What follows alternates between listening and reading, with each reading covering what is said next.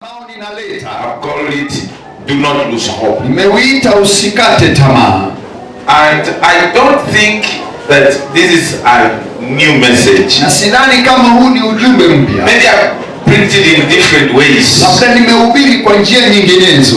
But it has been, at least I have preached something to do with this. Lakini nimeinena hata hivyo kwa njia fulani. But I want to believe that today, lakini nataka kuamini leo, it is coming in a way that God will bring to you very different, personal. Itakuja kwa njia ya kibinafsi kwako. So this word as it goes forth, basi hili neno linapotoka, receive it as yours personally. Lipokee kama lako binafsi. In fact, as I was preaching in the first service, haswa nikinena katika ibada ya kwanza, I was preaching to myself. Nilikuwa najihubiria. As I was preparing, wakati nilikuwa ministering to me. Kwa linanihudumia mimi. And I know there are things I will say. Na najua kuna mambo nitasema that I didn't include in my preparation. Ambayo sikuyaweka katika kujiandaa. They did not come up in my preparation. Hayakutokea katika kujiandaa. And even I didn't say them in the first service. Na hata sikuyasema katika ibada. I am sure of that. Niko na hakikisho. Because it's the Holy Spirit who is ministering. Kwa sababu ni Roho Mtakatifu and he knows what to say, to whom to say it. Na anajua kusema na ni nani. And even when to say it. Na hata lini kusema. So this second service, basi hii ibada ya pili is not first service. Si ibada ya kwanza. No, because I want the same people. Kwa sababu si watu. So there are things that I'm still going to speak to myself. Kuna mambo bado nitajinenea mimi. As I speak to you. Ninapokunenea wewe. Praise the Lord. Anasifiwe. Hallelujah. Hallelujah. In life, katika maisha, things happen. Mambo hutendeka. You come to moments. Unafika wakati fulani. You see yourself passing through situations. Unajiona ukipitia hali fulani. Circumstances. Hali that are so difficult. Ambazo ni ngumu kupitia. You pass through problems. Kupitia shida. And you wonder. Unashangaa. Whether actually problems were meant for you. Je, shida ziliundwa kwa ajili yako? Whether God knows you and where you are. Na kwamba Mungu anakujua na whether God is with you or not. Na Mungu yupo nawe ama hapana. You are pressed. Unasukumwa into a corner. Katika kona fulani. Into a hole. Unafinywa shimo fulani. Until you feel enough is enough. Hadi unajihisi imetosha. I give up. Mimi nakata tamaa. That is why I am here. That's why the Holy Spirit has given me this message. Roho Mtakatifu amenipa ujumbe. We are telling you. Tunakwambia don't lose hope. Usikate tamaa. Don't give up. Usikate tamaa. Don't quit. Usipoteze tumaini, usiwache.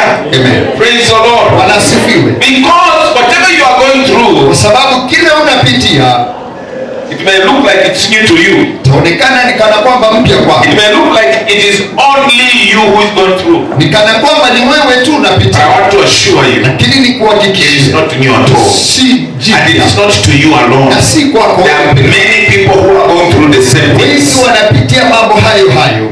You are saying you are feeling bitter and pain and saying it is only me. Unasema unasikia uchungu ukifikiria and you are telling God, why me? Na unamwambia Mungu, mbona mimi? It is simply because you don't know what your neighbor is going through. Kwa sababu tunajua jirani yako anapitia. But if you got a chance, lakini kama ungepata fursa to hear what others are going through, kusikia yale wengine wanapitia, in fact you may lift your hands and say thank you God. Utasema asante. Praise the Lord.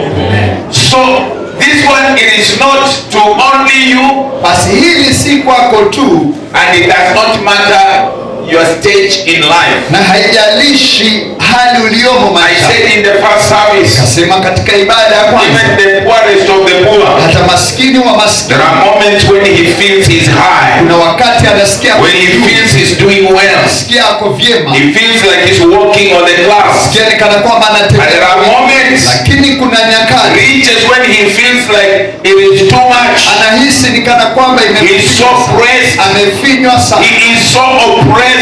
Amegandamizwa sana. He feels like telling God, God, I don't want anymore. Anajihisi kumwambia Mungu sitaki tena. I don't see any value in me being alive. Sioni umuhimu wangu kuwa I hai. am not worthy anything. Mimi sifai We chochote. are talking about the poorest of all. Tunazungumza kuhusu maskini But hodari. there are also those Lakini pia kuna wale who are poor but not really poor. ambao ni maskini bali They si go sana. through the same Wanapitia pia moments when they feel that okay. hali ambazo wanaona wako There are moments when they feel that enough is na enough. hali wanaona tosha. It is too much. Ni zaidi. I can't bear it. Siwezi. I can't handle it. Siwezi shika. I give up. Mimi nakata tamaa. There are the rich people Na kuna They have everything wana vyote that they need in life. ambavyo And wanahitaji. there are moments Lakini kuna when they feel I can't handle it anymore. pia Want to give up? hata kukata tamaa. Haven't you seen Je, ushawahi the rich commit suicide? una tajiri amejinyonga? I've read about celebrities. Umesoma kuhusu wale watu ambao wametajika, Celebrities watu ambao wamebobea, committing suicide in very expensive hotels. wanajitia kitanzi katika hoteli. How did they get there? Walifikia hapo vipi? Because they're going through Kwa situations sababu wanapitia hali fulani and they feel they can't handle it na anymore. wanajihisi It is hawawezi, not worthy living. si haifai They wao lose kuishi. hope. Wanakata They give tamaa, up. They wanakata quit tamaa, life. wanawacha maisha Commit suicide. na wanajitia kitanzi. Rich people. Matajiri kupindukia. Praise the Lord. Bwana sifiwe. So it is not you alone, Basi sio wewe tu, and it's not because you are poor. na si kwa sababu wewe ni maskini, It's not because you are a student. si kwa sababu wewe ni mwanafunzi It's not because you don't have enough. ama hauna ya kutosha.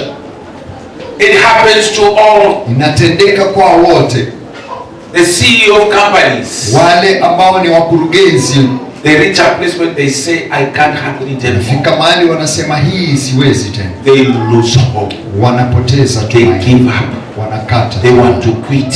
wanataka kuachana. It happens to all of us. Inatutendekea It sote, happens to laymen.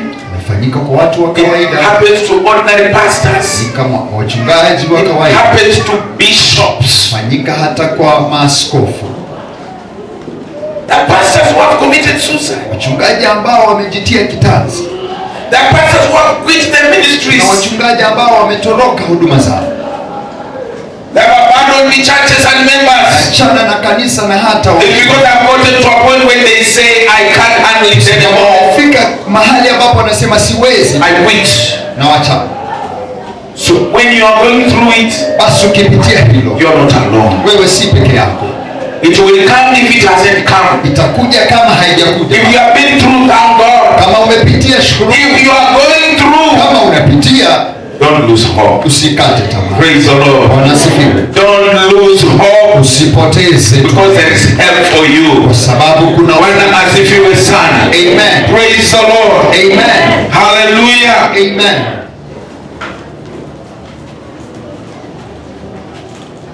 In this life Katika maisha haya that we are living, ambayo tunaishi, and like many people who have gone ahead of us, bali na wale ambao wameenenda mbele yetu, who have lived before us, wameishi kabla ya sisi, they have encountered many things that has challenged their lives. sana na changamoto nyingi maishani. Some of them gave up. Wengine walikata tamaa. I gave an example in the first service Nilitoa mfano katika ibada ya kwanza, of a good friend of mine. rafiki yangu wa karibu sana. We were good friends. Tulikuwa marafiki wa kupindukia. He was a member of this church. Alikuwa mshiriki katika kanisa hili, One of the best friends. rafiki mmoja wapo wa karibu sana. He looked at me as his pastor. Aliniangalia mimi kama, He honored and respected me. aliniheshimu na kunitii, He served me. alinitumikia. He was doing well in his place of work. Alikuwa anaendelea vyema mahali pake pa kazi, But one day lakini siku moja he fell sick. akawa mgonjwa. Instead of finding his being sick, and he can't touch on exactly what is happening. Na hakukuwa anaelewa ni nini haswa kilikuwa kinatendeka. So he told me, he got courage and told me. Basi akapata ujasiri akanieleza. He complained a few days, a few weeks. Akalalamika siku chache And the way he was explaining me, I suspected. Na jinsi alikuwa ananielezea nikaweza kujaribu. So I tried to convince him so that I can take him to a doctor for tests and so forth. Nikajaribu niwezavyo kumshawishi nimpeleke kwa daktari. Eventually he agreed because he respected. Baadaye akakubali kwa sababu alinitii. When we went for tests, tulipoenda kwa kuweza kuangaliwa, it was discovered. Basi ikagunduliwa He was sick. Alikuwa mgonjwa. A disease that cannot be cured. Ugonjwa ambao hauwezi pona. Immediately he discovered. Wakati aligundua tu hivyo, it was his secret to me. Ikawa ni siri kwangu. So I tried to encourage him. Nikajaribu kumtia moyo. I tried to counsel him. Nikajaribu hata kumshawishi. He actually gave up. Alikata tamaa. As soon as he knew he surrendered, he gave up in life. Wakati tu alijua akapoteza tumaini. My end has come. Ajua sasa mwisho wangu umefika. He felt I have no reason to live. Kaona sasa hakuna hafai kuishi tena. And in spite of the treatment, na hata kama because of losing hope, kwa sababu ya kupoteza tumaini, he had nothing else to hold on. Hakukuwa na lolote la kushikilia tena. Sometimes even he didn't want to take the drugs. Hata wakati mwingine hakutaka kukunywa madawa. Few weeks later, majuma machache baadaye, he was no more. Akapotea. Why? Kwa nini? It is not the disease that killed him. Ugonjwa uliommaliza haraka hivi. It is losing hope. Ni kupoteza tumaini. Giving up in life. Kukata tamaa. That's why I am here, my friend. Ndiposa niko hapa rafiki yangu. Don't lose hope. Usipoteze tumaini. You are valuable. Wewe ni mtu wa maana sana. This world needs you. Ulimwengu huu unakuhitaji. This nation needs you. Nchi hii inakuhitaji. This church needs you. Kanisa hili linakuhitaji. Don't lose hope. Usipoteze. Don't give up. Usikate. Don't quit. Usiondoke. Hold on. Shikilia. Hold on. Shikilia. Put your trust in the Lord. Weka tumaini lako katika Bwana. Put your hope in the Lord. Weka tumaini lako katika Bwana. In Psalm 25, katika Zaburi 25, David cries to God. Daudi, Psalm 25 from verse 5. Zaburi 25:5. Let's read from verse 1. Let's read from verse 1. Wacha tusome kutoka kwa ubeti wa kwanza. Daudi speaks to God and says, ananena kwa Mungu akisema, to you, O Lord, kwako e Bwana, I lift up my soul. Inua nafsi yangu. To you, kwako I lift up my soul. Inua nafsi yangu. That means hiyo inamaanisha I have nowhere else to place my soul to be at sina peace. popote pa kuweka nafsi yangu iwe katika amani. It is to you ni kwako that I lift my soul. Kwamba nainua nafsi yangu. In you I trust. Kwako Bwana natumaini. Oh my God. Eh Bwana, do not let me be put to shame. Usiniache niaibike. Nor let my enemies triumph over me. Ama hata maadui zangu waweze kushinda. There are enemies. There's a Sunday I preached here about, a message that you are surrounded. Na Jumapili nilihubiri kuhusu umezungukwa. You are surrounded, you are besieged. Umezungukwa, umevamiwa by your enemies. Na maadui zako. If they are not physical human being enemies, there are demons, there are evil spirits, there is a devil. Kama sio wanadamu ni mapepo, ni shetani. They have surrounded you. Wamekuzunguka. David says, Daudi anasema, don't allow them to triumph over me. Usiwaruhusu washinde juu yangu. Don't allow them to defeat me. Usiwaruhusu wanishinde. Don't allow them to bring me down. Usiwaruhusu wanishushe chini. He says no one whose hope is in you will be put to shame. Hakuna yeyote aliye na tumaini ndani yako ambaye hayataaibika. Put your hope in the Lord. Weka tumaini lako katika Mungu. You will not be ashamed. Hautaaibika. Because God can never be defeated. Mungu hawezi shindwa. He continues to say, anazidi kwa kusema, but they will be put to shame who are treacherous without excuse. Lakini wataaibika wale ambao hawana sababu ya kuingiliana. If you put your trust in the Lord, ukiweka tumaini lako, if you put your hope in the Lord, ukiweka tumaini lako, you will not be disappointed.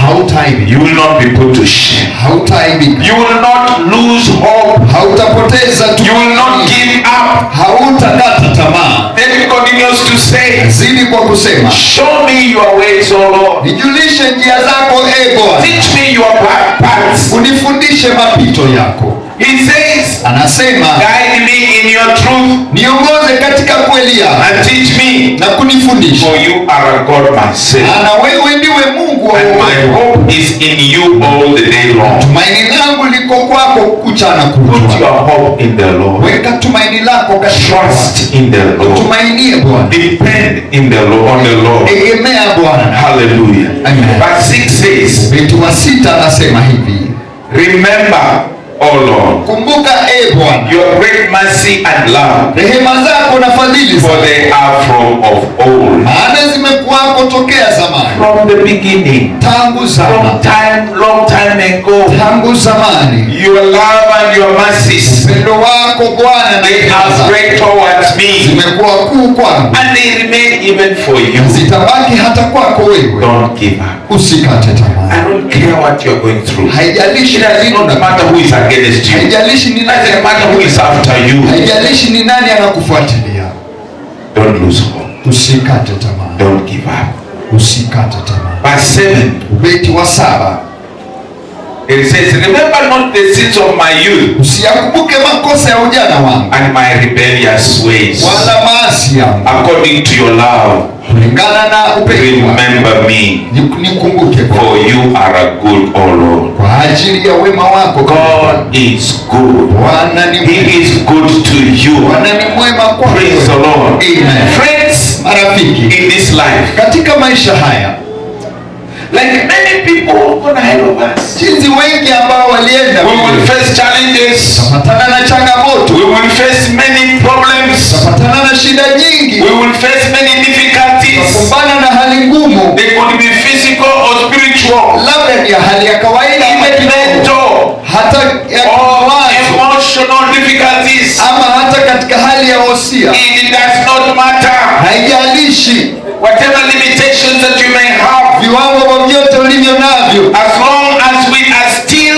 in this world, tukiwa bado hapa ulimwenguni, and as long as we confess the Lord Jesus Christ as Lord and Savior, tukiri Bwana kama mwokozi wa maisha yetu, nobody guarantees you a smooth sailing. Hakuna yeyote atakuhakikishia mwenendo sawa. In fact, Jesus Christ himself said, Yesu akasema hivi, in this world, katika ulimwengu huu, there will be many troubles. utakuwa na shida chungu nzima. But don't fear. Lakini usiogope. Don't be afraid. Usiogope. Because I have overcome the world. Sababu mimi nimeshinda ulimwengu. So don't fear. Basi usiogope. Don't lose heart. Usipoteze tumaini. Because Jesus Christ, kwa sababu Yesu is on your side. Ako upande wako. As you read the life of Paul, unaposoma maisha ya Paulo and his fellow Christians, na Wakristo wenzake, particularly when you read the Acts of the Apostles, hasa ukisoma matendo ya mitume, then come read his letters, na usome barua zake, him and his fellow Christians, yeye na Wakristo wenzake, in their endeavor to fulfill the purposes of God in their lives, katika kung'ang'ana kwao kukamilisha mapenzi ya Mungu maishani mwao. He expresses difficulties, problems, or limitations in their lives. Anaelezea shida na hata vizuizi maishani mwao, in the process of fulfilling that which God has sent them to do. Kwa kupitia hayo ambayo Mungu amewaongoza wafanye. You too, beloved. Wewe pia mpendwa. In whatever you are doing. Katika lolote unalofanya. In your work. Katika kazi yako. In your ministry. Katika huduma yako. In your life generally. Katika maisha yako. Whether it is in your marriage. Iwe katika ndoa yako. In your workplace. Katika mahali pako. In your business. katika biashara, in your travels, katika in all relationships, hata mahusiano you will yako, experience difficulties, kumbana na you shida, will have problems, utakuwa na shida, there will be limitations. utakuwa na vizuizi. You want to do more but you can't, utakufanya zaidi lakini hauwezi, because you are limited, kwa sababu wewe and that frustrates you. na hicho It makes you kinakusumbua, feel like you want to give up. inakufanya ujihisi kukata tamaa. I'm here to tell you, Niko hapa nikwambie, don't give up. usikate tamaa. Hallelujah. Amen. Don't give up. Usikate tamaa. Look at what Paul says in 1 Corinthians. Angalia kile Paulo anasema 2 Corinthians chapter 4. Korintho wa pili 4. 2 Corinthians chapter 4. Wa Korintho wa pili 4. Let's read from verse 7. Tusome kutoka ubeti wa 7. Paul writes and says, Paulo ananukuu akisema hivi, but we have this treasure in jars of clay to show that this all surpassing power is from God and not from us.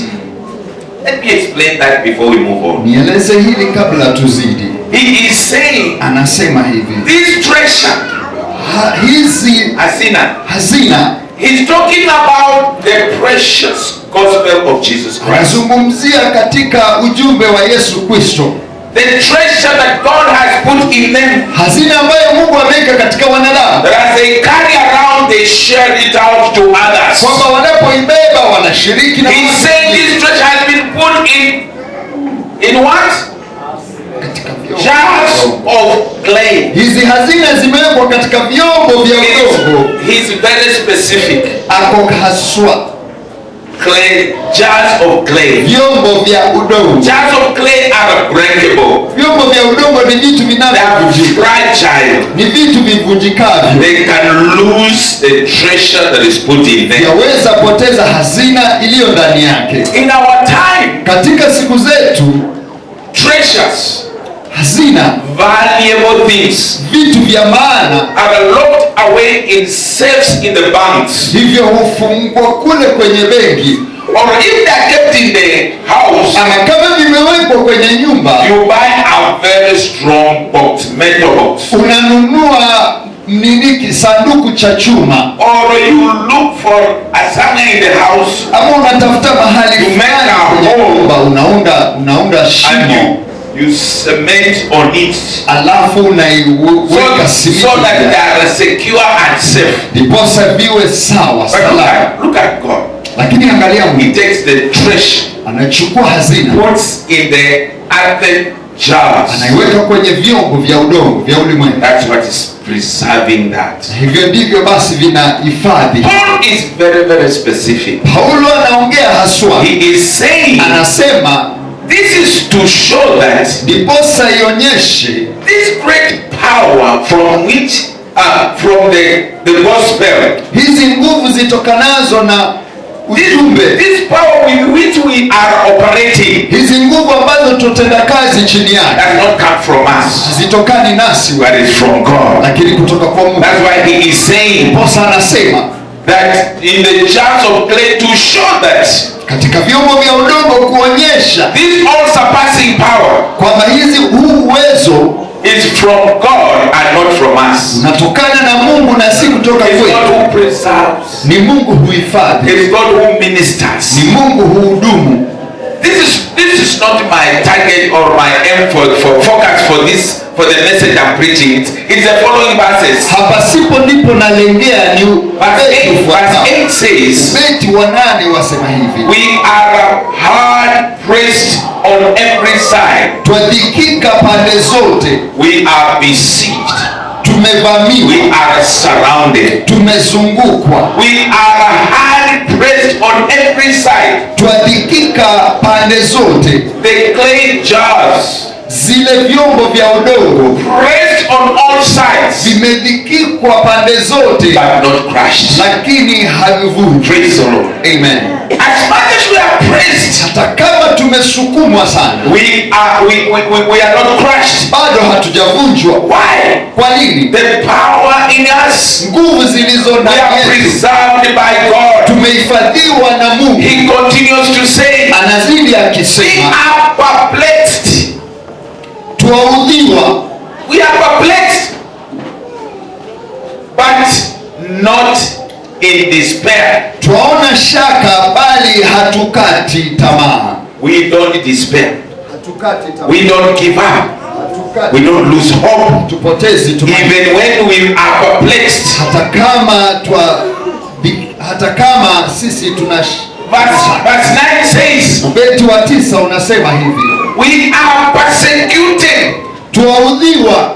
But not abandoned. Bali hatuachwi. Even when we are persecuted. Hata kama tumeudhiwa. We are beaten. Tumepigwa. We are abused. Tumetukana. We are despised. Tumedharauliwa. We are segregated. Tumetengwa. But we are not abandoned. Lakini hatujaachwa. The one who is with us. Aliye nasi. The one who has called us. Ambaye ametuita. The one who has sent us. Ambaye ametutuma. Does not abandon us. Hawezi kutuacha. Praise the Lord, my brethren. Amen. Even if you go through whatever. Hata ukipitia lolote. Even when they reject you. Hata ukikataliwa. Even when they despise you. Hata ukidharauliwa. Even when they segregate you. Hata ukitengwa. The one who has called you. Aliyekuita. The one by whose name you are called. Ambaye kwa jina lake will never abandon you. Hatakuacha. He will never leave you nor forsake you.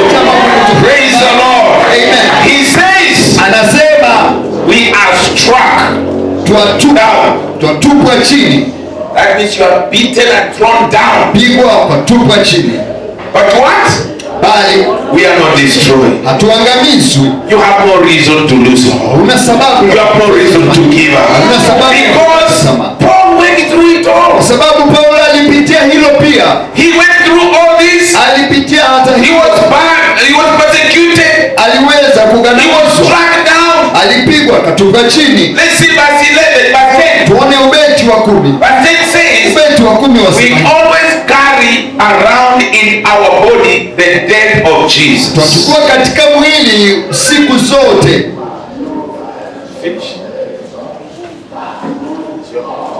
Siku zote tunachukua katika mwili kuuawa kwake Yesu. Yes. We carry in our bodies the death of Jesus Christ. Those who hated Christ, those who killed Christ, they are after us. They want to destroy us.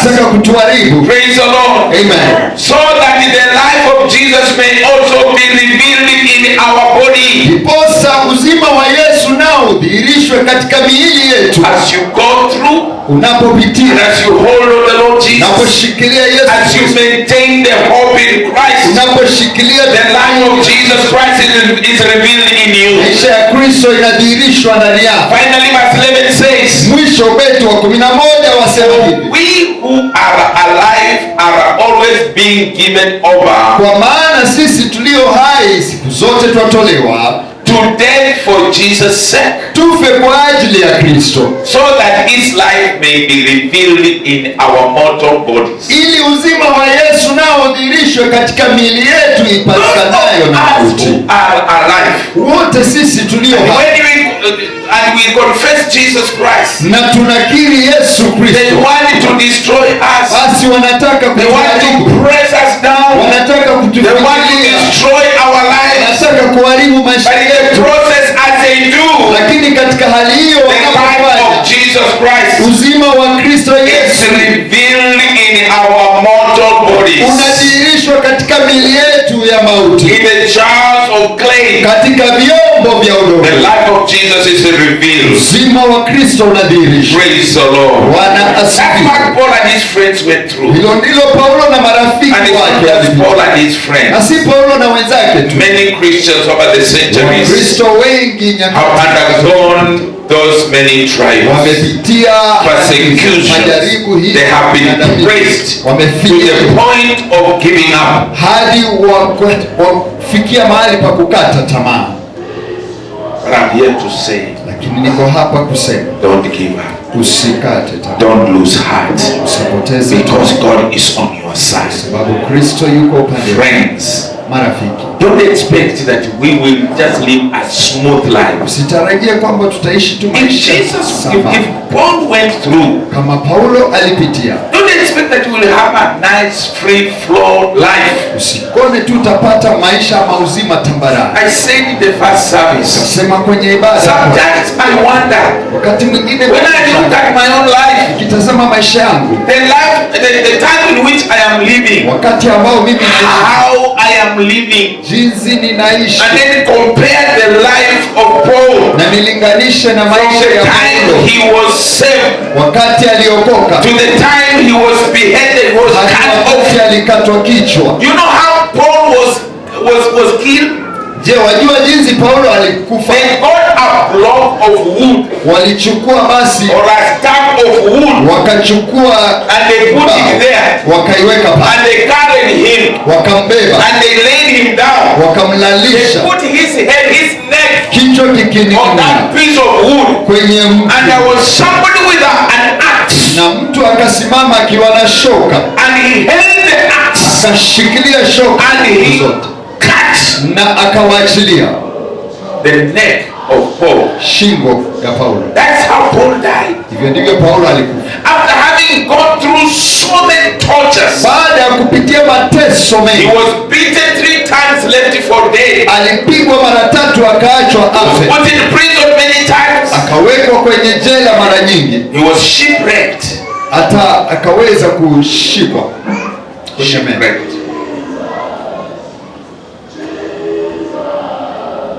He was rejected many times by his own people. Alikataliwa mara nyingi na watu wake, They followed him from city to city, wakamfuata mji hadi causing mji, trouble for him. akiweza kusababisha shida kwake. He spent many years in prison. Akaweza kuchukua siku nyingi kwenye jela, Finally, he was beheaded. baadaye akaweza kukatwa kichwa. I ask myself, Nikajiswali mimi mwenyewe, surely, je, do I qualify to inherit heaven with Paul? ninahitimu kumiliki mbingu pamoja na Paulo? You need to ask yourself that question. Ya kupasa ujiulize Yet swali he hili. never gave up. Lakini hata hivyo hakukata tamaa, He still kept his hope alive in the Lord. aliweka tumaini lake Even hai to the katika very Bwana. last, when he is just about to be beheaded. Hata hadi akifika kile kiwango akitaka ukata. When you read 2 Timothy, Ukisoma Timotheo wa pili, he's writing, counseling Timothy, writing to the Corinthians, to the Christians, and yet he knows that he says, I am about to be poured out like a drink. anawaandikia akisema karibu ninamwagwa tu kama kinywaji. He never lost his hope. Hakupoteza He tumaini, held on to his God. alishikilia Mungu wake. I'm here to tell you, Niko hapa nikwambie, it doesn't matter what you go through. haijalishi kile unapitia. And I have said this, Na nikasema hivi, all of us, kila mmoja wetu with no exception, bila kuacha yeyote, we have been through situations, pitia hali, we are passing through situations, pitia hali fulani, or we are soon going through situations hivi karibuni tutapitia, that will press you until you will cry out, God help me. ambazo zitakufinya hadi ulie, Mungu nisaidie. You will reach a point of wanting to give up. Utafika mahali pa kutaka kukata quit. tamaa, kuachana. But I'm telling you, don't quit. Lakini nikwambie Don't give up. usikate tamaa. Praise the Lord. Bwana asifiwe. Somebody has said, Mtu akasema man's extremity, mwisho wa mwanadamu, mwisho wa mwanadamu it is the opportunity of God to come in. ni fursa ya Mungu kuingilia kati. When you have said, I can't take it anymore, Wakati unasema sasa siwezi tena, I give up, I surrender, ninajipea, it is at that point ni wakati huo that God comes in, Mungu anaingilia, takes over. anachukulia. And if you trust Him, Lakini ukimtumainia you will be saved. utaokoka. But if you lose hope, Lakini ukikata tamaa you will destroy yourself. utajiharibu wewe. People who lose hope Watu wanaokata are tamaa some of those people ni watu ambao who surrender to the world. hujipeana kwa They allow the world to take over their lives, wanaruhusu ulimwengu and they destroy themselves with the world. karibu wao wenyewe kwa ulimwengu. If it is young people, Kama ni vijana they will surrender to drugs. watajipeana kwa madawa. The people, the men If it is men, kama ni they wanaume surrender to alcohol. wanajipeana kwa pombe, But others, lakini wengine they lose hope completely. wanapoteza tumaini And they kabisa. take a wrong and hang themselves. Wanachukua kamba, wanajitia Don't kitanzi. allow yourself to get to that. Usijiruhusu ufike katika Do not lose hope. usipoteze. Challenges are there. Changamoto As I've zipo. told you earlier, Nimekuambia. Jesus said, Yesu in this anasema, world, katika you will ulimwengu find many troubles. utapatana na You will have many troubles. utapatana na shida nyingi, But don't fear. lakini Don't be usiogope. afraid. Usiogope. I have overcome the world. Mimi I nimeshinda, have overcome the world. nimeshinda And if he has overcome the world, and he lives in you, Ishi ndani yako. you don't have to fear. Haikupasi Because you are a uogope, victor. kwa sababu wewe Because you are more than a conqueror. wewe ni zaidi ya Because the one who has conquered Baba aliye lives in you. anaishi ndani yako. Praise the Lord. Bwana asifiwe. Hallelujah. Haleluya. Don't lose heart. Usikate, Don't lose heart. usipoteze tumaini. In our typical situations, Katika hali zetu za kawaida there are those circumstances and conditions kuna hizo hali fulani that push us into a corner. ambazo hutusukuma kwenye kona, You are pressed into a corner sukuma kwenye kona that fulani, you have no option but to want to say, I surrender. hauna lolote ila kusema The devil squeezes you. shetani anakufinyilia.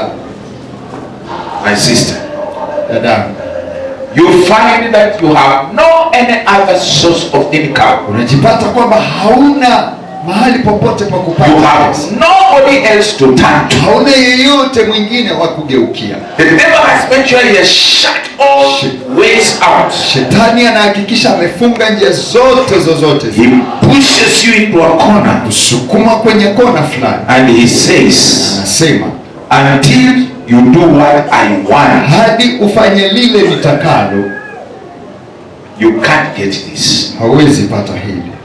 You look at the situation Unaangalia hali, and you start asking yourself, anza kujiuliza, what do I do? basi nifanye nini? I have no option but to give in. Sina lolote lingine, I have no option but to give up, surrender. sina suluhu yoyote ila ni And kujipeana. you hear many voices speak to you, Nasikia sauti nyingi zikikunenea, telling you, give up, basi surrender, peane, give in. ma. You hear many voices, Sauti nyingi misleading voices. ambazo zinakuongoza kwa njia mbaya.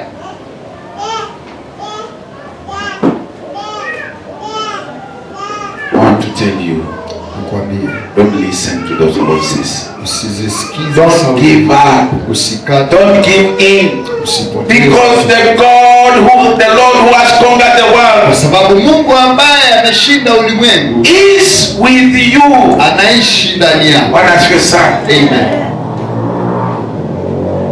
Joseph Yusufu is in a foreign land. ako kwenye nchi geni, He is a slave. yeye ni mtumwa.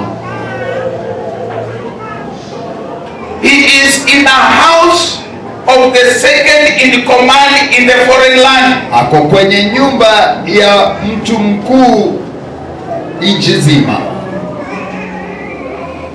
And the wife of this man comes and says, Na mke wa huyu mtu anayekuja anasema, I want you to be my boyfriend. nataka uwe basi kijana rafiki yangu. I want you to be a friend to me. We can do all these things. Nataka uwe rafiki yangu, tufanye haya mambo yote. A young man thinks,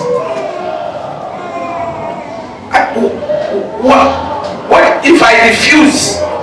I will lose everything. Nikikataa nitapoteza yote. He knew very well. Alijua vyema, If he refuses the demands of this woman, akikataa he's in great mwito wa danger. huyu mtu, basi ako kwenye hatari. But yet, Lakini hata hivyo he did not give up. hakukata, He did not get discouraged. He hakushusha, kept his hopes high in his God. alielekeza matumaini yake katika. For sure things went from bad to Kwa worse. kweli mambo yakatoka kuwa mbaya hadi This zaidi. woman got hold of him and said, you must lie with me. Shika akasema lazima ulale nami. And the young man took off. Kijana akatoroka. She held on the coat. shikilia koti lake. The young man said, you can remain with the coat but not me. Jana akasema, unaweza basi baki na koti yangu lakini si mimi. He ran. Akakimbia. He didn't lose hope. Hakupoteza tumaini. Even when he was put in prison, akiwa jelani, he did not lose hope. Hakukata tamaa. He kept his hopes high in the Lord. Yaweka matumaini yake. When he was in prison, akiwa kwenye jela, in a foreign land, katika nchi geni, he did not lose hope. Hakupoteza matumaini. God opened that door. Mungu akafungua mlango. God will open a door for you. God will always open a door for you. If you don't lose heart, if you don't give up, usipokata tamaa, God will open a door for you. Mungu atakufungulia mlango. God caused two people in the prison to dream dreams. Mungu akawasababisha watu wawili kwa jela waweze the cupbearer and the banker. Aliyekiweka kikombe cha mfalme na hata ule anayeoka mikate. And when they dreamt, they didn't know the meaning of the dreams. Walipoota hawakujua maana ya ndoto hizo. And God was there for Joseph. Na Yesu Mungu akawa pale kwa ajili. Joseph interpreted the dreams. Yusufu akafafanua ndoto hizo. And because of this, na kwa sababu ya Joseph moved from a position of pity, Yusufu akatoka katika nafasi ya kuhurumiwa, of hopelessness, nafasi isiyo na matumaini, to a position of leadership in the land, hadi nafasi ya uongozi mkuu kwenye nchi. Praise the Lord. Amen. Don't lose heart. Usikate tamaa. Don't lose heart. Usikate tumaini. Praise the Lord. Amen. I want to read a scripture in Psalm. Give me Psalm 126. Nisome kifungu kwenye Zaburi 120. Psalm 126. Zaburi 126. There are people here. Kuna watu hapa who are in a situation that was completely hopeless. Wao wenye walikuwa kwa hali ambayo kabisa bila matumaini. Any hope of actually surviving. Hawakuwa na tumaini lolote la kuishi tena. Or living. Ama kuishi. But God performed a great miracle. Lakini Mungu akatenda muujiza. In Psalm 126 verse 1 the Bible says, Zaburi 126:1. when the Lord brought back the captives to Zion, Bwana alipowarejesha mateka wa Sayuni, we were like men who dreamed. Tulikuwa kama waotao ndoto. When God rescued, Mungu alipowaokoa, redeemed, alipowarejesha the captives from the foreign land, watumwa kutoka nchi geni, and he brought them back to Zion, na akawaleta Sayuni. This is something that we never dreamed of. Hiki ndicho kitu we never imagined that it will happen. Hatukifikiria kwamba kitatokea. It was a hopeless and useless situation. Ilikuwa ni hali isiyo na matumaini. We had given up. Tulikuwa tumepoteza matumaini. But God did. Lakini Mungu, when he brought them, alipowarejesha, it was like we were dreaming. Tukawa ni kama wale waotao ndoto. Marafiki, there is no situation that is hopeless. Hakuna hali there is no situation that is beyond God. Hakuna hali mshindao. In that situation of yours, katika hali hii, God is in control. Mungu ako usukani. It does not matter what it is. Haijalishi ni hali. That relationship, huo uhusiano between you and your husband, wako na mume, you and your wife, wewe na mke wako, between you and your boyfriend and your girlfriend, na rafiki yako, between you and your boss, kati yako na and your employer, hata mwajiri, and your debtor, your creditor, your neighbor, kama jirani yako. That relationship, uhusiano that looks like it is impossible, ambao unakaa kana kwamba hauwezi, kwamba hauwezi tena. Maybe you are contemplating of packing. Labda unaanza kufanya maybe you are thinking of just running away. Anza kufikiria kukimbia tu. Man, maybe you are thinking of just abandoning your family. Labda wewe kama mwanaume unafikiria kuacha familia. Maybe son, you are thinking of leaving. Ama mwana unafikiria. Daughter, you are thinking of just disappearing. Ama hata unafikiria because of the circumstances and situation. Hali in the family, in the home, in the place of work. familia ama hata mahali pako pa ajira. God is well able to handle it. Mungu anaweza. God will undertake for you. And when he does it, it will be like you are dreaming. Hivyo itakuwa ni kana kwamba unaota. He continues to say, anazidi kwa kusema, our mouths were filled with laughter. Kinywa chetu kilipojaa kicheko. We laughed. Tulicheka. We laughed. Tukacheka. Because of great joy. Kwa sababu ya furaha kuu. That it is like we were dreaming. It was too good to be true. Ndoto ilikuwa zaidi. Our mouths were filled with laughter. Vinywa vyetu vikajaa vicheko. Our tongues with the songs of joy. Hata ndimi zetu kelele za furaha. Then it was said among the nations. Ndipo waliposema katika mataifa, the Lord has done great things for them. Bwana amewatendea mambo makuu. Praise the Lord. Amen. People will see. Watu wataona. People will take note. Watu wataona. Of what the Lord is doing in your life. Of what the Lord is doing in your life. And they will say, they will testify on your behalf. The Lord has done great things for him. The Lord has done great things for her. The Lord has done great things for them. In the name of Jesus Christ. Hallelujah. Hallelujah. Don't give up. Usikate tamaa. Don't lose heart. Usipoteze matumaini. The situation may look hopeless. Inawezekana hali may look difficult. Ama ni ngumu. It may look impossible. Ama haiwezekani. But our God lakini Mungu knows no impossibilities. To him all things are possible. To him all things are possible. Verse 3 says, let's continue. The Lord had done great things for us. Bwana alitutendea mambo makuu. And we are filled with joy. Tulikuwa tukifurahi. Verse 4. Ubeti wa 4. He says, restore our fortunes, O Lord. Warejeshe watu wetu, like streams in the Negev. Kama vijito vya kusini. Those who sow in tears wapandao kwa machozi will reap with songs of joy. Watavuna kwa kelele za furaha. Whatever you are going through. Chochote unachopita. I know when you are alone. Najua wakati ukiwa as you cover yourself that blanket. Unapojifunika blanketi hiyo. Your tears roll on your cheeks. Yanamwagika. When you are in your room there. Ukiwa kwenye chumba. You think about your situation. Nafikiria hali yako. And you cry.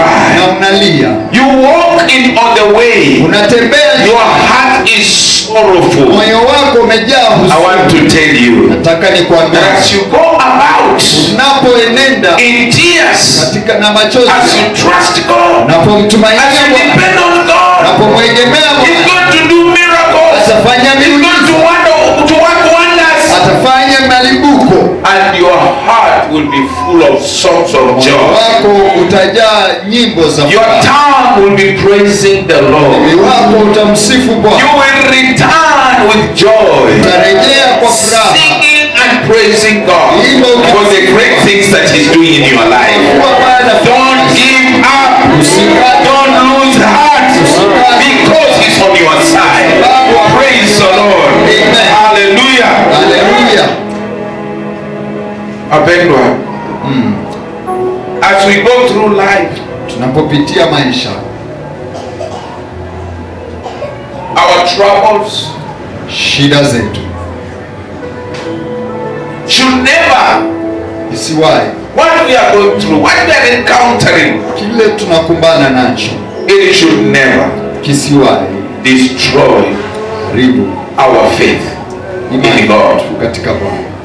Let it not affect our faith in God. Wacha kisidhuru imani yetu katika. Let it not kill our motivation in life. Wacha kisiue kushawishi kwetu. To love God and to serve His people. Penda na kumtumikia Mungu. Let it not kill our morale. Wacha kisiue motisha. In loving others and serving God. Wapenda wengine kwa kumtumikia Bwana. These things are bound to happen. Mambo haya lazima yatendeke. Some of them are necessary. Mengine yao inafaa. It's only that we don't have the understanding of everything. Kana kwamba ni kwa kweli hatuna kuelewa kwa. That's why we need to believe God. Ndiposa yatupasa. That's why we need to trust God. Tuweze kumtumainia Bwana. Praise the Lord. Bwana asifiwe. This thing needs to happen. Mambo haya lazima yatendeke. We should not be tusishushe moyo tufike kiwango cha kukata tamaa. We should instead Lakini realize that there is a purpose in our suffering. kwamba kuna kusudi kwa kuumia kwetu. There is a purpose in our suffering. Kuna kusudi fulani katika kuumia kwetu. Praise the Lord. Bwana asifiwe. In the first service, Katika ibada ya kwanza I mentioned people nikataja watu who felt that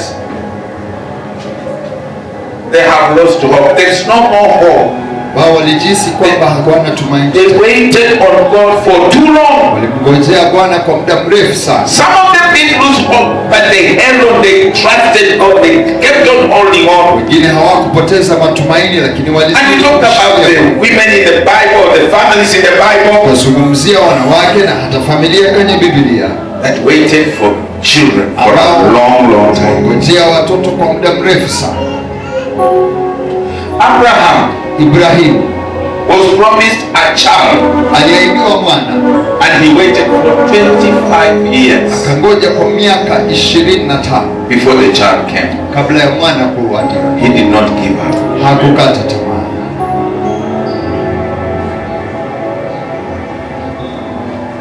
Rebecca and Isaac, Rebeka na Isaka they also waited for a long time pia wakangoja kwa muda mrefu sana before two nations were brought forth. kabla ya mataifa mawili kuletwa. Praise the Lord. Amen.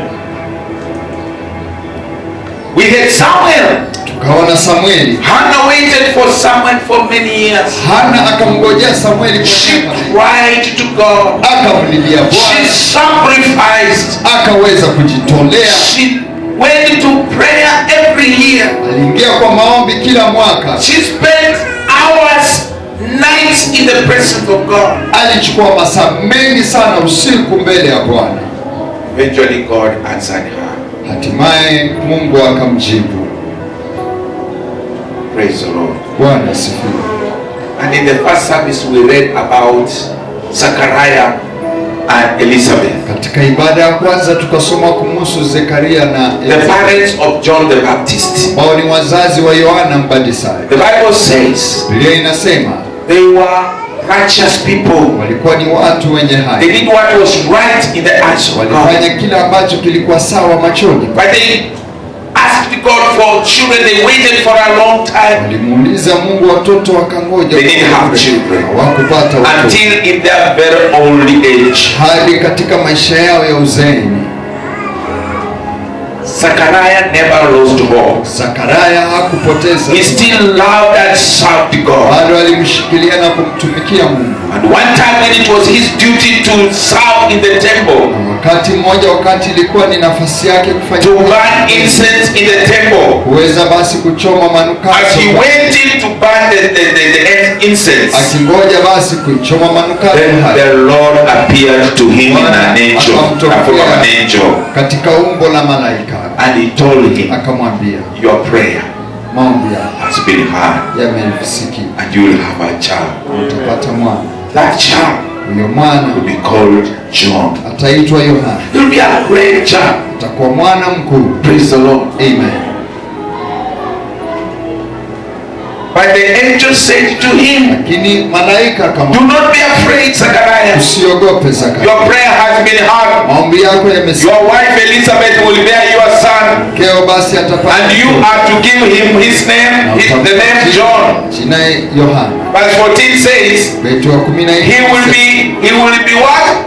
A joy atakuwa ni and furaha, a delight to you, and many will rejoice because of his birth. Amen. What does we say? Amen. For he will be great in the sight of the Lord. Amen. He is never to take wine or other fermented drinks, and he will be filled with the Holy Spirit from birth. What does we say? From birth. This was a special gift Hiki kikawa ni kipawa special from the Lord. kutoka kwa They Bwana. waited patiently. Walingoja They never bila lost kukata hope. tamaa. Zechariah never said, God, I have waited for you too long. I am discouraged. Sasa ni I don't want to serve anymore. Let me go and rest and die peaceful at home. No. Nife katika amani. Hapana. Many wakati mwingi as a pastor, kama mchungaji we get discouraged tunashushwa moyo, and you want to give up. unataka kukata You tamaa, want to surrender. You want to say, God, in fact, sometimes we doubt whether we have been called. wakati mwingine hata tunajishuku kama tumeitwa. Zachariah never gave up. Zakaria continued to serve alizidi kushikilia with Elizabeth, na Elizabeth, and God heard their prayer. Mungu akasikia, gave them a very special child. Akawapa basi mwana special. Even those hata hao that received children in old age like Abraham, ambao walipata wana wao katika uzee wao kama the son of the promise. Jua mwana it is with Isaac that God started working things. Uko na Isaac ambaye Mungu alianza kufanya kazi. Hallelujah. Hallelujah. Hannah was given Samuel. Hana akapewa Samuel. Samuel was the only man in the history of the Israelites. Samuel akawa ndiye mtu peke yake katika historia. Who served in 3 offices at the same time. Ambaye alifanya kazi katika ofisi 3 wakati. He was a high priest. Yeye alikuwa ni kuhani mkuu. He was a prophet. Yeye akawa ni nabii. And he was a judge. Yeye bado akawa ni hakimu. A special child. Mwana special. A long time. Ilichukua muda mrefu. The mother never gave up. Mama yake hakukata. Don't give up, my brother. Usikate tamaa. Don't give up, my sister. Poteze matumaini dada. Hold on to the Lord. Shikilia Bwana. He will visit you. Atakutembelea. And when he visits you, na akikutembelea, it will be a special miracle. Itakuwa ni muujiza. It will be a special miracle. Itakuwa ni muujiza. Praise the Lord. Don't give up. Usikate tamaa. The suffering that you are going through, kule kuumia, the troubles you are going through, shida ambazo, maybe the persecution that you may be going through, ama kule kugandamizwa, what you think that is a delayed miracle for me, unafikiria ni muujiza uliochelewa kwako. God is never too late. Mungu hachelewi. He is never too late. Mungu hachelewi. God is always on time. Wakati wote Mungu while we say he is late, sisi tukisema amechelewa, he is on time. Yeye anakuja kwa wakati. Amen. Mary and Martha, Maria na Martha, the brother of the sisters of Lazarus, madada wa Lazaro, friends of Jesus Christ, rafiki wa Yesu Kristo. Lazarus falls sick. Lazaro akawa mgonjwa. They sent a message to Jesus. Wakamtumia ujumbe Yesu. Akamwambia Yesu, the one you love, ule unayependa, is sick. Ni mgonjwa. He was not dead yet. Maybe he was not even serious yet. They said that one. The one you love is sick. You know the expectation of Mary and Martha. Matarajio Maria na Martha, just like most of us. Sisi wengi tuko. They expected Jesus to come quickly. Alimtarajia Yesu because his friend is sick. Kwa sababu rafiki yake. When we pray, tunapoomba, we expect God to answer immediately. Tunatarajia Mungu ajibu hapo hapo. Jesus received the message. Yesu Kristo akapokea Lazarus is sick. Lazaro ni mgonjwa. And even talked about it with his disciples. Na hata akanena na wanafunzi wake. I think when Lazarus became very serious, wakati Lazaro akawa, they have sent an urgent message to Jesus. Labda walituma ujumbe wa haraka kwa the one you love is very, very sick. Sasa ni if you don't come now, you will not find him. Usipokuja sasa hautampata. Jesus got the message. Yesu akapata ujumbe. But continued with his ministry. Alizidi na huduma yake tu. Lazarus dies. Lazaro akafa. They told him, don't worry, don't bother. Kamwambia sasa Lazaro is dead. Lazaro ashafariki. Don't worry. Usijali. He's dead. Usijisumbue, Lazaro ashafariki. Jesus had it. Yesu alisikia. But continued with his work. Lakini aliendelea na huduma zake. They actually buried him. Wakamzika. They buried Lazarus in a cave somewhere. Wakamzika Lazaro. And it is like they gave up. They said, Jesus hata hakuji. Kajiambia Yesu hata hakuji. Alright, even if he comes, after all, we have already buried him. Shamzika. So Jesus arrives. Yesu akafika 4 days late. After burial. Baada ya kuzikwa. He comes. Anakuja. And they are told Jesus is come. Martha runs there first of all and me. Martha anamkimbia. And she said, oh Master, if you are here, my brother died. In other words, Jesus, you are too late. You are too late. You are of no good to us. It is over. It's buried 4 days. We buried him 4 days ago. We sent you one when you were still sick. Why are you so late? Jesus says, Lazarus shall yet live. Lazarus will live again. So while Mary, my mother, knew, and when came and said the same things, if you were here, our brother would not have. So as far as they were concerned, Jesus was too late. Lazarus is dead. Buried 4 days ago. He's rotten and he's gone. Jesus says, Lazarus shall live again. They don't get it. They say, we know he will resurrect when time comes for resurrection. And Jesus tells them, yes, I am the resurrection. So in your situation, in your circumstance, in your condition, as hopeless as it may look, as impossible as it may look, it may look like it has taken too long. Jesus is too late. But God is never late. So he asks and says, where have you laid him? They say, he's in the tomb there. But what is it? What do you want? It is already 4 days. Right now he's rotting, he's smelling. He says, no, just remove the stone.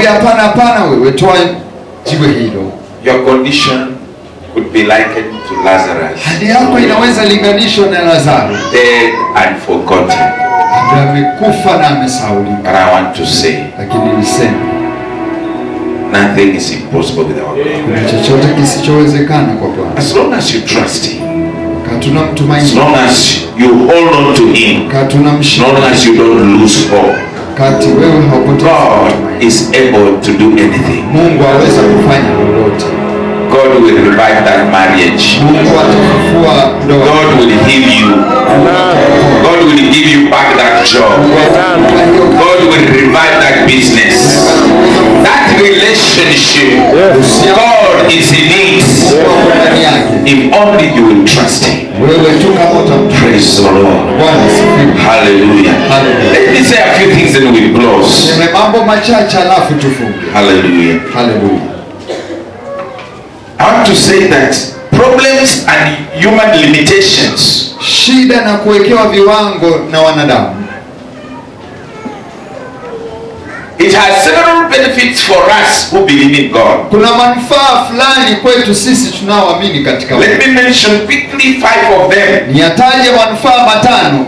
The first benefit that we gain from these situations that we go through, na kwanza tunalolipata katika hali tunazopitia, is that they help us to remember Christ's suffering. Kwamba yanatusaidia kukumbuka kuumia kwa Kristo Yesu. You know, he suffered for us. Najua yeye aliumia kwa ajili. He went to the cross for us. Alienda basi msalabani kwa ajili. He was beaten for us. Kapigwa kwa ajili yetu. Was despised and mocked for us. Dharauliwa na hata kutukanwa kwa ajili. So when we go through this, we remember. Basi tunapopitia haya tunakumbuka what Jesus went through. Kile Yesu. Number 2, cha pili, these sufferings and troubles we go through, ujumbe huu tunaopitia, they help keep us humble. Unatusaidia kutuweka wanyenyekevu.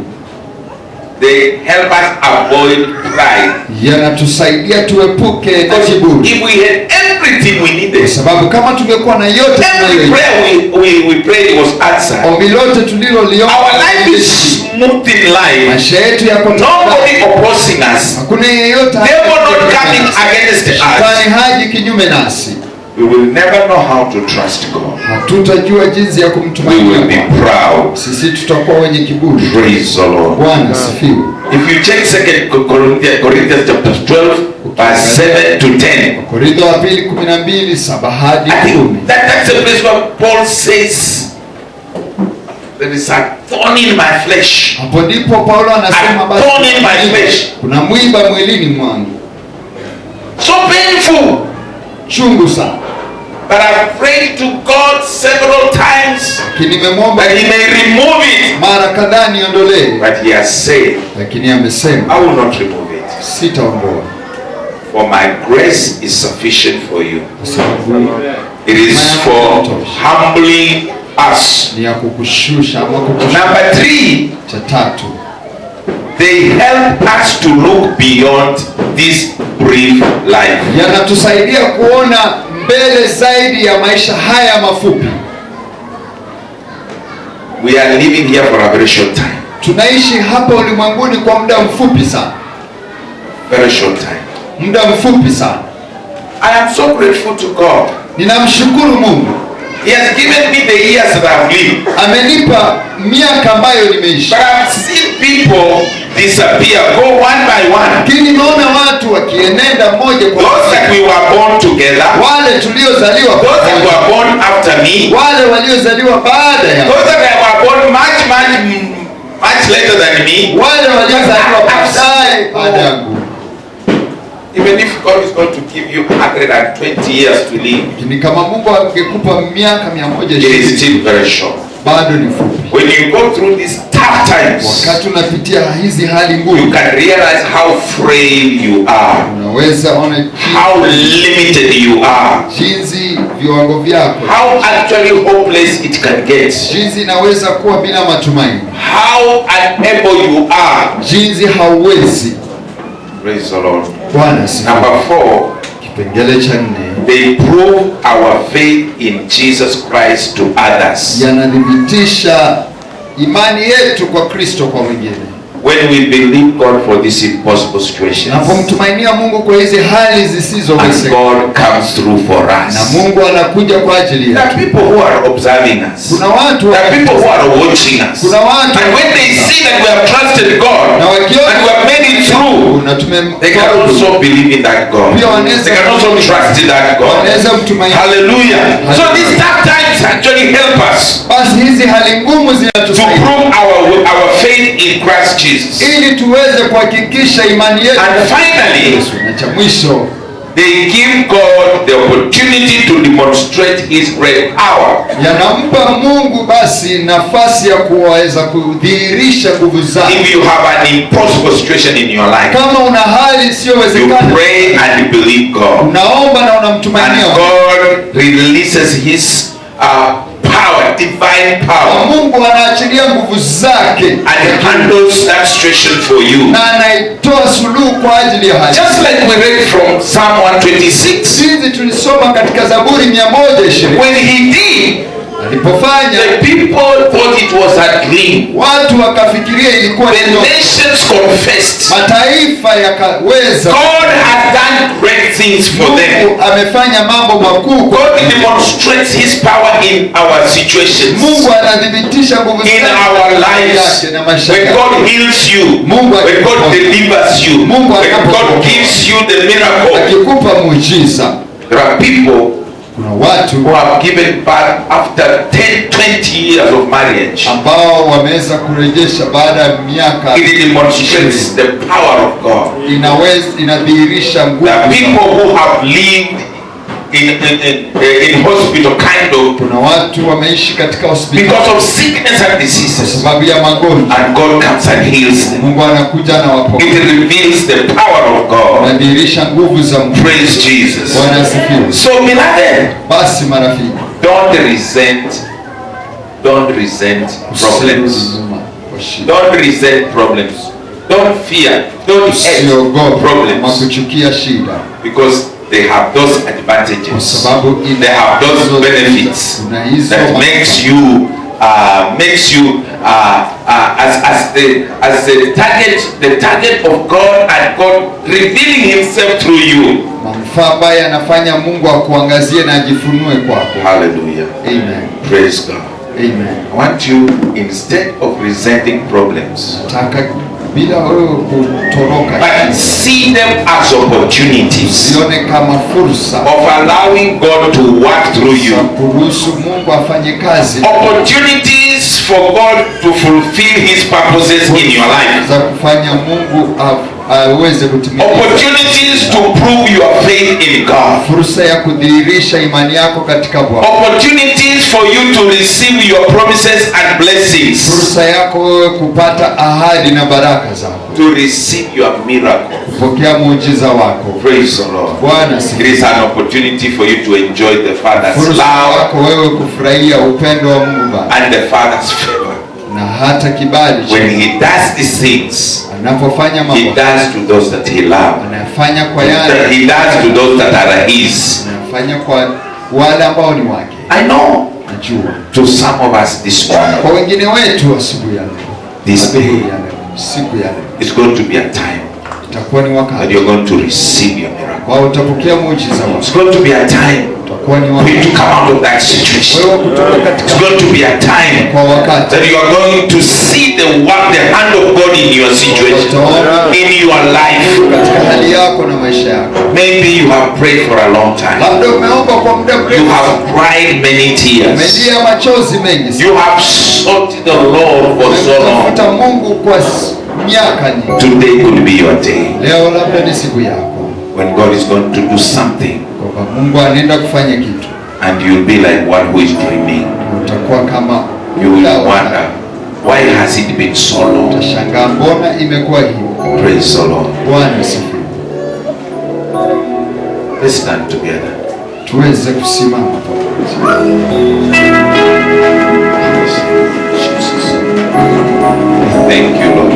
Asante Yesu. If you believe the word that has come forth, Kama unaamini neno ambalo limetufikia, you can actually personally claim it. waweza liitisha, You can receive your miracle. waweza pokea muujiza wako. Bwana asifiwe sana. Amen. Hallelujah. Amen. I just want us to pray. Nataka tuombe.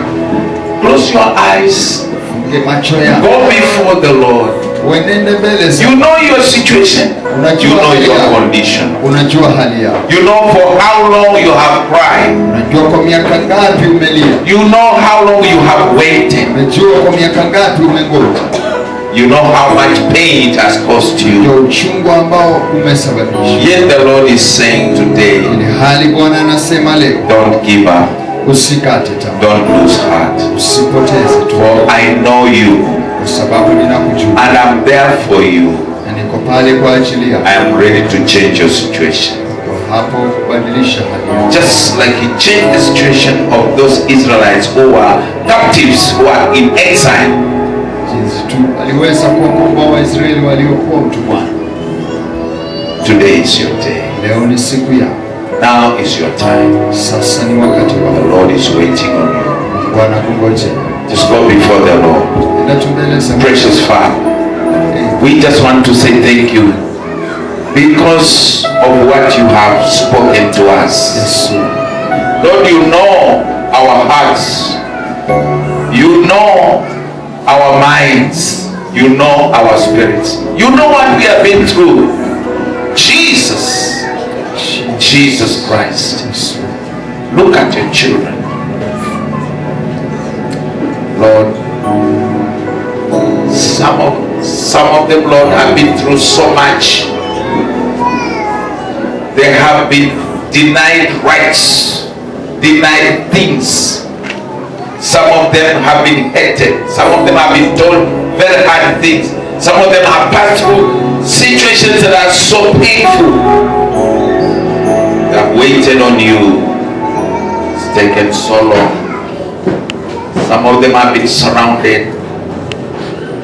Some of them have been besieged.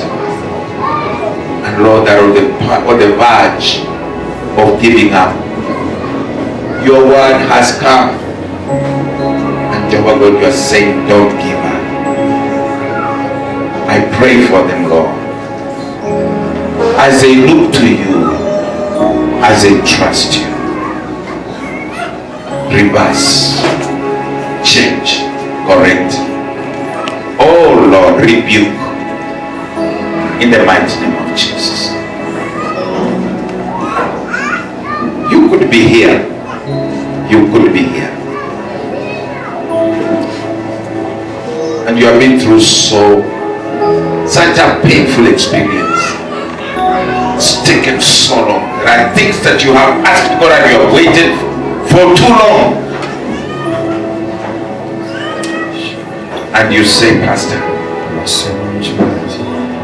I want you to pray for me. I'm willing to pray with you. You are going through an experience. An experience that only God can change. Only God can intervene. I want to pray with you. If you are there and you say, Pastor, it has been so painful.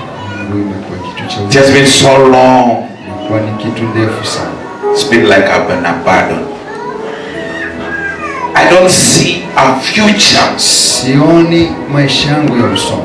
unless God intervenes. I've said don't lose heart. If you are there, just raise your hand. Pray with you. Thank you.